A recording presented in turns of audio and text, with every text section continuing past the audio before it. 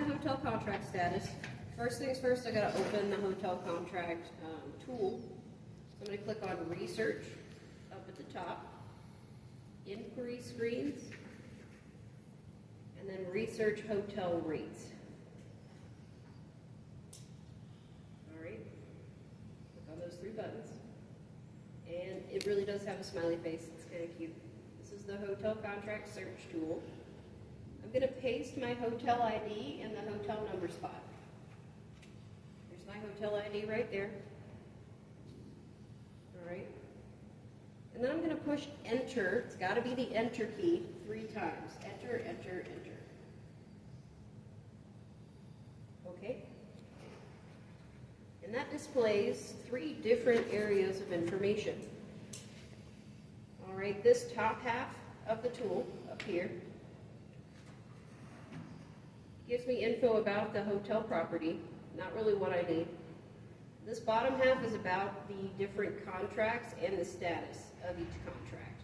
So over here on the left, let me actually see if I can find a better hotel, because this one doesn't have a lot of contracts.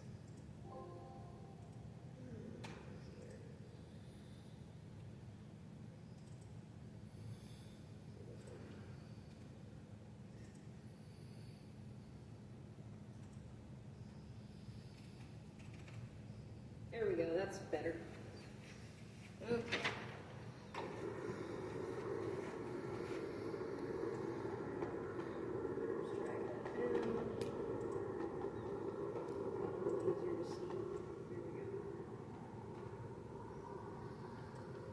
All right, so top half is info about the specific hotel property. Bottom half is what we actually want to look at. This part of the bottom half with all these white boxes lists each contract row by row.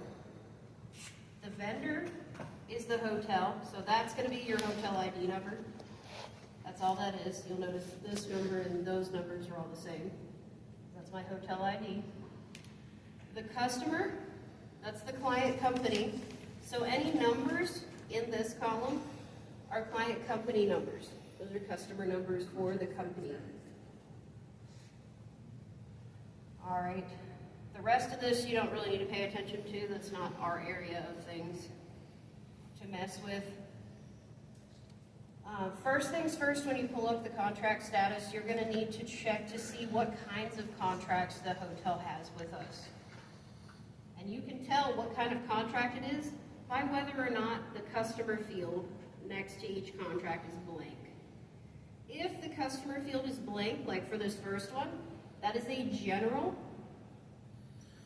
or a generic contract. They're both the same thing. People just call them different names. General or generic, that's a contract for everyone. Any of our clients can use that contract to book at this hotel, because it's not assigned to a specific customer. The customer box is blank. All right, these two, this one and this one, these are client-specific contracts. Usually a client-specific contract is developed directly between a hotel and a client, and then that client brings that contract with them when they sign up for CLC. All right. So the hotel and the client have a pre-existing relationship. The hotel has said previously, this is your rate that you can book, only for your employees at our property. And then when the client signed up for our service, the hotel gave CLC permission to use that client-specific rate for when that company books through that hotel. Okay, so that's a client-specific contract. Before you go any further with the process itself, and I know this isn't noted in there, so you may want to write it down, you're going to need to make sure that none of the customer numbers in the customer column match with the company you're working with. So on your res, let me pull the res back up here. In the cust box, look at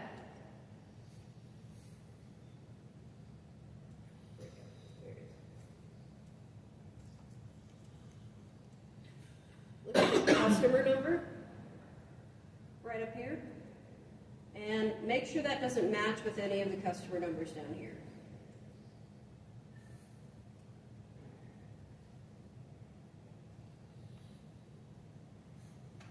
Okay, if that number does match, then make sure that's the contract you have selected. So if any of these numbers match with my customer number of my client I'm dealing with, I would select that one instead of the general contract. And you'll notice when I click on these, the info in this side of the box over here changes. That's because this is the history. This is the contract change history for each contract. So it changes based on which one is selected. And my customer number I'm dealing with here doesn't match either of these client-specific contracts, so I'm going to go with the general one. I'm going to look at the general contract history.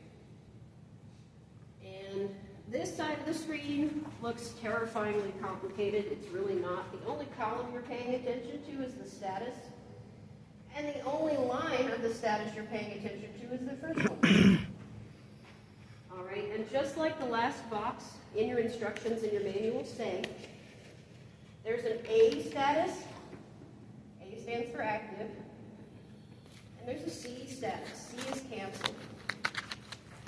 If your contract is anything other than A, that is not an active contract. But if it is A, okay, you can also see U or I think there's a D status. Those stand for B's, respectively. But if it's not active, if it's not A, it's not active. So that's what you need to take away from that.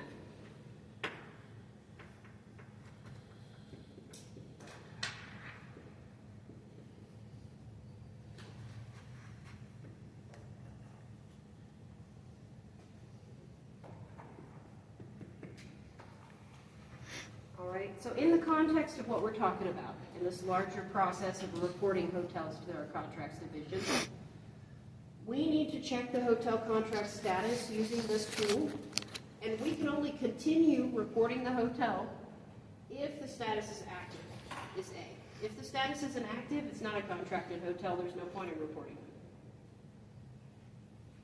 it. All right?